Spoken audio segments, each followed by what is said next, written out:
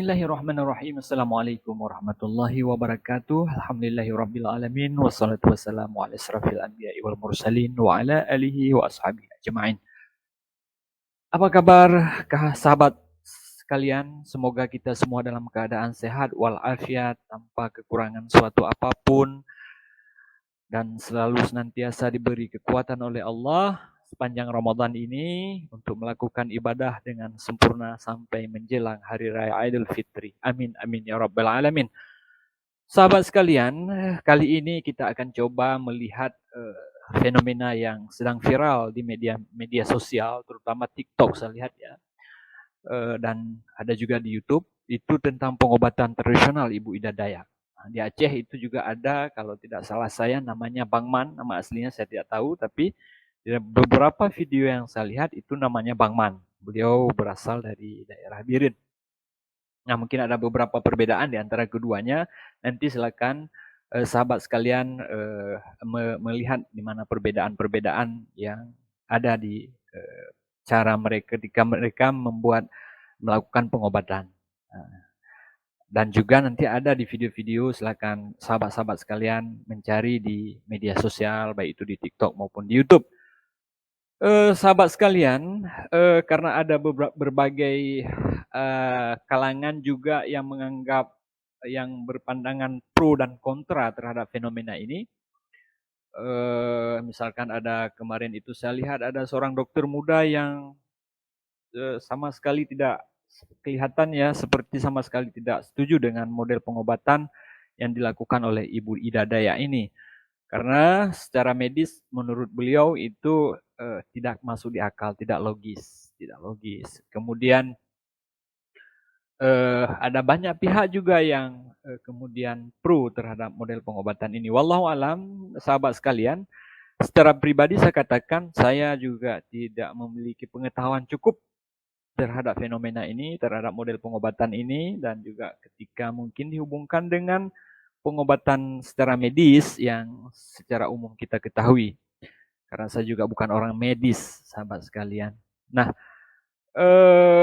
mungkin nanti di ujung video kita akan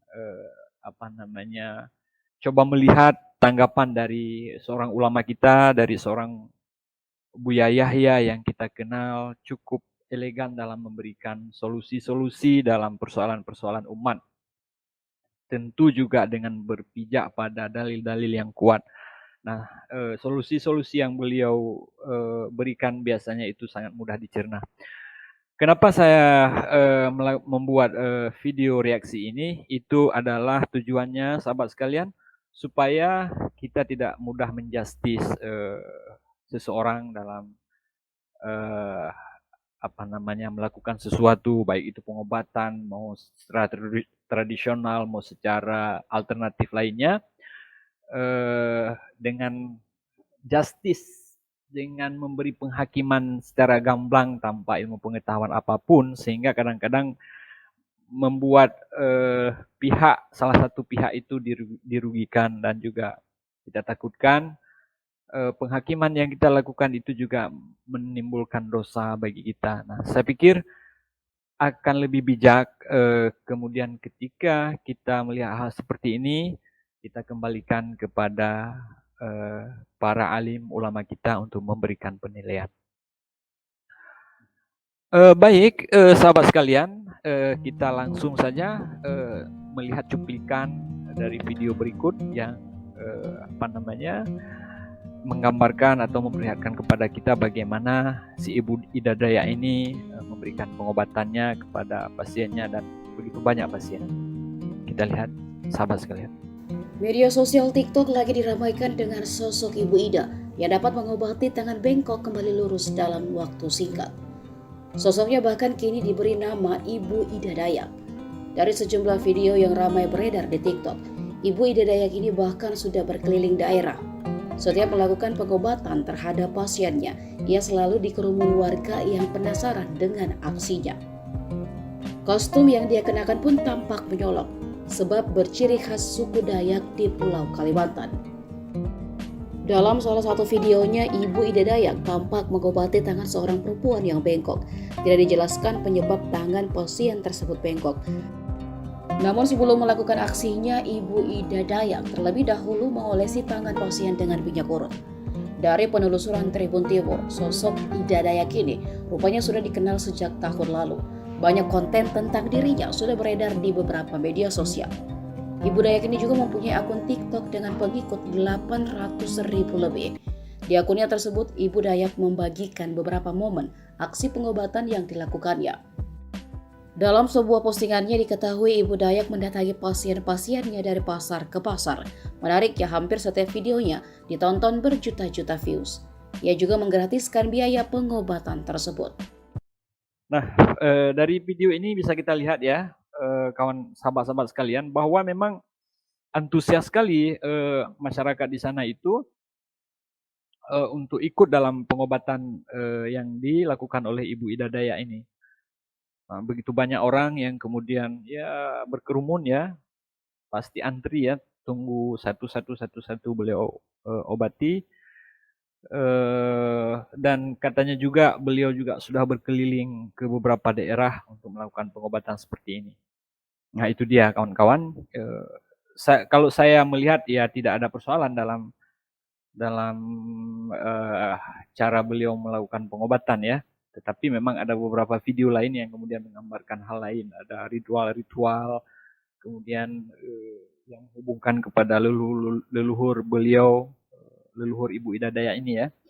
Beliau meminta kepada leluhur beliau untuk dalam hal memberikan pengobatan ini. Wallahu alam, saya tidak tahu itu. Tetapi yang kita lihat di sini tidak ada masalah apapun yang terlihat ya, yang terlihat secara kasat mata, kecuali hanya mungkin ya beliau menari-nari begitu dan tidak memakai hijab kalau kita hubungkan dengan agama ya, apalagi beliau sudah seorang ibu-ibu dan itu terserah kepada pemahaman beliau sebagai seorang muslim dan sebagai suku Dayak. Dan saya tidak ingin menghakimi juga sampai di sini sahabat sekalian. Baik, sekarang kita lihat fenomena yang terjadi di Aceh sekarang. Nah, itu ada Bang Man dari Birun. Beliau itu juga ketika melakukan pengobatan itu berkerumun orang, ramai, dan beliau melakukannya sambil jalan, berkeliling terus ke pasien-pasiennya yang sudah datang di tempat beliau. Mari kita lihat video dari Bang Man ini.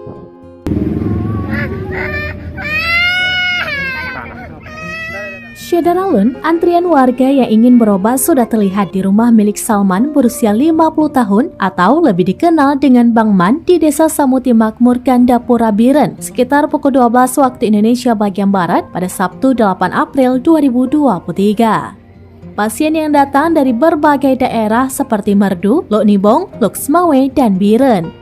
Parkiran di halaman rumah yang luasnya sekitar 800 meter ini mulai padat dengan kendaraan pasien yang akan berobat. Sebagian duduk di balai, sebagian duduk di kursi di halaman rumahnya. Seorang keluarga pasien dari Lok Nibong, Aceh Timur mengatakan ia membawa orang tuanya berusia 90 tahun karena sakit pinggang. Seorang keluarga pasien lainnya mengaku membawa cucunya dari Merdu untuk kesekian kalinya. Ada sekitar 50 orang lebih menunggu Salman untuk diurut. Menjelang 15 menit kemudian, Salman keluar dengan satu gelas berisi minyak di tangan dan mendekat ke balai pengobatan. Dengan santai, dia menanyakan keluhan pasien, lalu Salman langsung memegang sambil mengatakan sudah selesai. Setelah itu dia bergerak ke pasien lain yang juga berdiri berdekatan. Bila tangan sakit langsung dipegang, begitu juga bila paha sakit diminta untuk tidur di balai langsung diurut. Sekitar 2 atau 3 menit sudah selesai. Begitu juga pasien anak-anak diawali dengan pertanyaan kenapa. Setelah orang tuanya menjelaskan, Salman memberikan arahan dan langsung mengurut hingga selesai. Nah, itu dia video ini juga saya pikir juga mulai viral sahabat sekalian. Tetapi memang ketika saya melihat video ini, kalau di Aceh ini memang biasa ada tukang urut begitu dan rame-rame orang juga banyak ya. ada beberapa tempat dan saya secara pribadi juga pernah ke tempat-tempat tukang urut patah, tempat orang-orang urut khusus anak kecil misalkan, ada tempat urut terkilir dan sebagainya. Sepengetahuan saya hal-hal seperti ini itu tidak ada hal-hal aneh, sahabat sekalian, karena ya tukang kusuk biasa, tukang kusuk apa namanya, kusuk patah ya. Kalau ada kita patah, kita datang ke tempat urut begitu, ya tidak ada persoalan. Tapi bedanya sedikit mungkin saya lihat kalau biasanya di tempat tukang urut yang saya datang, beberapa tempat urut yang saya datangi itu tukang urutnya nggak jalan-jalan begini, itu aja sebenarnya. Jadi kita misalkan nanti antri, ada yang pakai nomor antri, dipanggil satu-satu masuk ke ruangan beliau atau ke tempat yang sudah beliau sediakan. Kemudian kita datang satu-satu ke tempat beliau. Nah kalau Bang Man ini kan agak bedanya ya, beliau dalam melakukan pengobatan agak cepat juga ya. Kawan-kawan mirip dengan Ibu Ida Dayak, selesai satu beliau datangi ke pasien lain, kemudian beliau datangi ke pasien yang lain, begitu seterusnya sampai mungkin selesai pengobatan yang beliau lakukan. Tetapi dari segi nilai-nilai, dari segi kebiasaan ini tidak ada yang aneh menurut saya, apalagi ketika mungkin kita hubungkan dengan nilai-nilai agama, tidak ada pelanggaran apapun dan tidak ada keraguan apapun terhadap ini, sahabat sekalian. Tapi kembali seperti yang saya katakan tadi, saya tidak ingin memberi justifikasi apapun terhadap dua fenomena ini. Mari kita simak penjelasan Buya Yahya, karena beliau secara khusus itu juga menjelaskan terhadap fenomena ini. Supaya kita tidak salah tafsir dan salah paham dalam menanggapi fenomena-fenomena seperti ini. Baik, kita simak sahabat sekalian video beliau. Assalamualaikum Buya. Waalaikumsalam warahmatullahi wabarakatuh. Sedang viral pengobatan oleh Ibu Ida Dayak, yaitu pengobatan yang bisa menyembuhkan orang tuli jadi bisa mendengar dan bisu bisa berbicara. Bisa juga menyembuhkan patah tulang, orang lumpuh bisa jalan meskipun jalannya belum lancar Buya. Dan semua itu dilakukan dalam sekali pengobatan.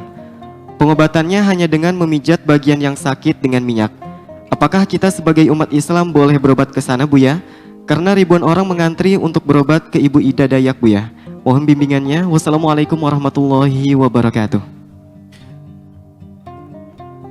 Kami ucapkan kepada siapapun yang hidupnya bermanfaat untuk umat, untuk manusia, maka harapan kami adalah semoga Allah memberikan kebaikan.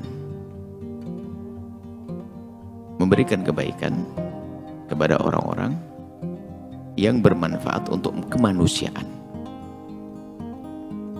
Dan semoga memberikan petunjuk. Lebih tinggi lagi pangkatnya nanti. Seperti itu. Ada orang hidupnya memberikan pertolongan, bukan urusan pengobatan saja.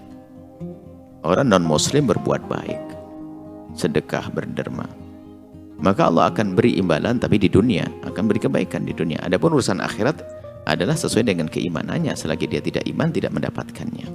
Kan begitu. Makanya dia akan beri. Orang berbuat baik di dunia, orang yang non-muslim sekalipun, maka Allah akan beri balasan kebaikan cuman di dunia saja. Karena syarat akhirat adalah harus ada iman. Itu kaidah. Makanya orang non-muslim kalau dia bisa berbakti pada orang tuanya, maka Allah akan beri kebaikan di dunia. Orang non-muslim yang dia baik dengan tetangganya, Allah akan beri kebaikan di dunia. Akan Allah beri pertolongan. Allah Maha Kuasa dan Allah Maha Adil. Baik, kemudian masalah pengobatan. Pengobatan itu termasuk bagian yang memberikan kemanfaatan. Maka yang perlu kita cermati adalah terlepas dari siapa orangnya, kami memberi rambu-rambu secara umum. Sebab hari ini bisa saja keluar fulan, si A, besok keluar si B, berikutnya si C. Cuman rambu-rambu dalam pengobatan semacam ini. Dari pertanyaan, apakah boleh kita berobat kepada orang non-muslim? Jawabannya adalah, jika itu pengobatan yang sifatnya mengandalkan keahliannya. Maka hal itu bukan sekedar boleh, memang kita diajarkan, diperintahkan untuk kita bertanya kepada orang yang punya keahlian. Sehingga dokter, kita boleh pergi ke dokter yang non muslim sekalipun, urusannya gigi, memang dia jago gigi, maka kita bawa ke gigi kita agar dibenahi oleh seorang non muslim sekalipun. Tentunya masalah dalam Islam ada aturan dokter laki perempuan, itu kan ada aturan dalam Islam. Tapi secara umum, Anda seorang wanita muslimah ingin membenahi gigi Anda kepada seorang dokter non muslim, maka sah-sah saja. Ini berkenaan dengan keahlian, termasuk operasi segala macam sama diperkenankan, karena berkenaan dengan keahlian. Keahlian adalah sesuatu yang dipelajari secara zahir. Maka jika halnya semacam itu kepada siapapun, pengobatannya sah, karena dia keahlian. Operasi, jahit segala macam, menjahit luka segala macam, ya sah-sah saja. Atau apapun, termasuk ilmu pijit sekalipun. Anda seorang laki-laki yang pijit kepada seorang laki-laki non muslim, maka sah saja, karena memang keahlian itu tentang pijit. Jadi sebatas keahlian maka Anda boleh. Nah, tapi kalau sudah dihubungkan dengan sesuatu keyakinan, maka ini menjadi kisahnya berbeda. Saya tidak tahu, ini bukan membawa kepada si A si B. Misalnya ada orang dengan cara pengobatan, lalu orang tersebut dengan keyakinannya minta kepada yang diyakini untuk menyembuhkannya, maka Anda tidak boleh datang. Karena bisa saja di sana istidraj, kemudian seorang datang kemudian sembuh, tambah bahaya. Kenapa? Secara otomatis akan berubah keimanannya. Padahal itu ujian dari Allah, disembuhkan. Yang nyembuhkan itu Allah, tapi kenapa? Diuji. Ujian berat bagi kita. Berangkat ke orang yang suka ngobati, tapi menghubungkan dengan keyakinannya, lalu disampaikan kepada pasien, tak taunya sembuh. Pasiennya bisa berubah iman. Ini bahayanya. Tapi selagi tidak ada hubungannya dengan hal-hal keyakinan semacam itu, maka sah saja kita pergi. Seperti ke dokter dan lainnya, tukang pijat dan sebagainya. Atau istilahnya di Jawa sangkal putung. Kalau ini sah-sah saja, kalau memang itu memang keahlian dan terbukti, dan tidak menghubungkan dengan keimanan. Tapi kalau sudah, saya akan minta kepada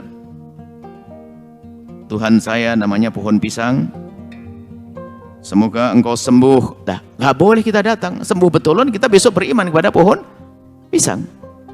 Nah, makanya tolong perhatikan. Ini terlepas dari benar tidaknya berita itu. Jadi rambu-rambu dalam berobat semacam itu. Jika dihubungkan keyakinan, nggak boleh Anda datang. Bisa jadi Anda sembuh, ujian bagi Anda. Iman Anda hilang, na'udzubillah. Makanya kenapa tidak boleh datang ke dukun dan sebagainya? Karena dukun tidak disebutkan kepada Allah, menyebabkan sesuatu yang membahayakan. Tak taunya sembuh, yang menyembuhkan Allah sebetulnya. Cuman melalui, jadi Allah memberikan rizki, memberikan pengobatan, bisa saja melalui cara benar, melalui cara tidak benar. Allah memberikan kekayaan pada seseorang, ada dengan cara dagang jujur, ada dengan cara ngerampok.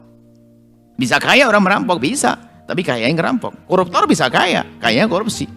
Jadi bisa saja rizki itu Allah berikan kepada manusia dengan cara benar, dengan cara yang baik, dengan cara yang jelek. Termasuk pengobatan bisa saja ujian, diuji oleh Allah dengan berobat dengan cara yang haram, na'udzubillah, cara yang tidak benar atau cara benar. Maka Anda harus paham dalam hal ini. Adapun orang itu punya agama tertentu, ya suka-suka. Orang yang non muslim, ini akan rambu-rambu seorang muslim.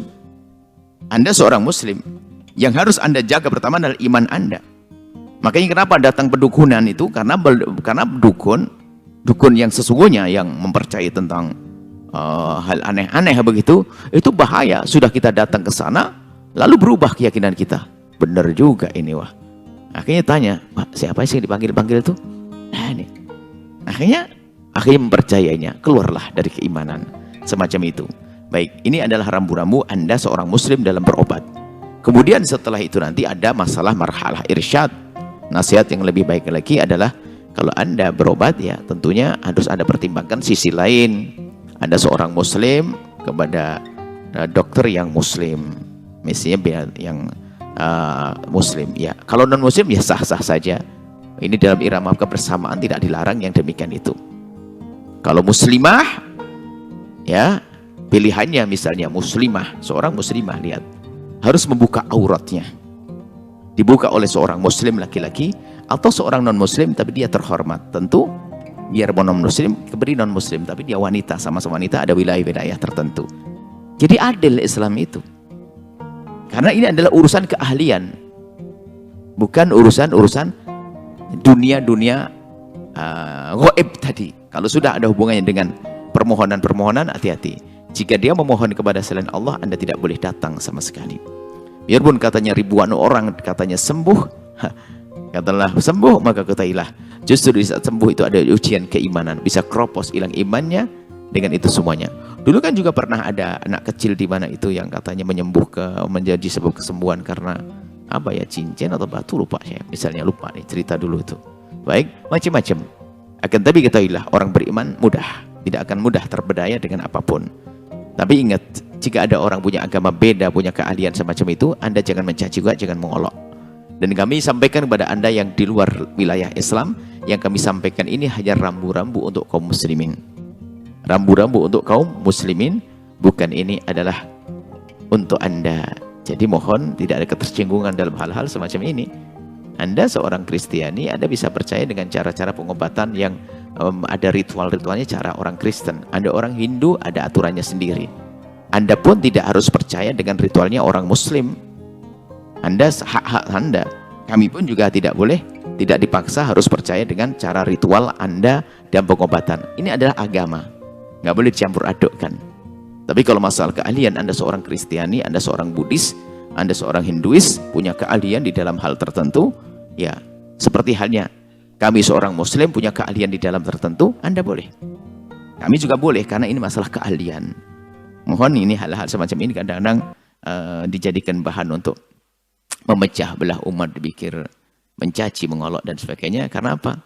Islam mengajarkan keindahan, sehingga kita juga tidak boleh ya caci maki, olok-olokan, tidak boleh. Tapi ini rambu-rambu. Maka rambu-rambu adalah untuk kaum muslimin saja. Wallahu a'lam bishawab.